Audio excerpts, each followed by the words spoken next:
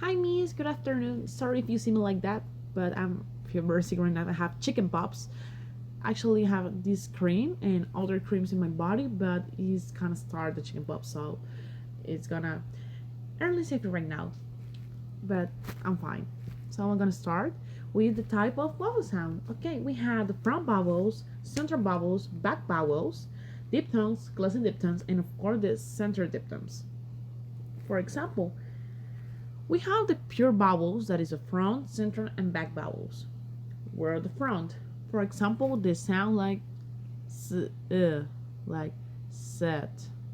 And we have the I like set, or like set, like cat. And the center vowel sound is like a k. For example, like cup, or like August. Sorry, August.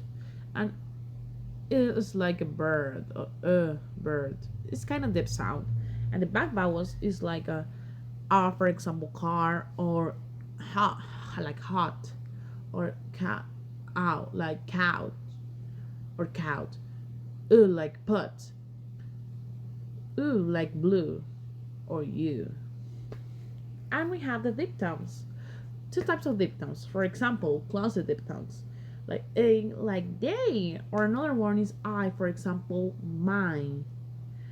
Like boy. Like now. A now. Like go. And the center diphthongs are like here, like there.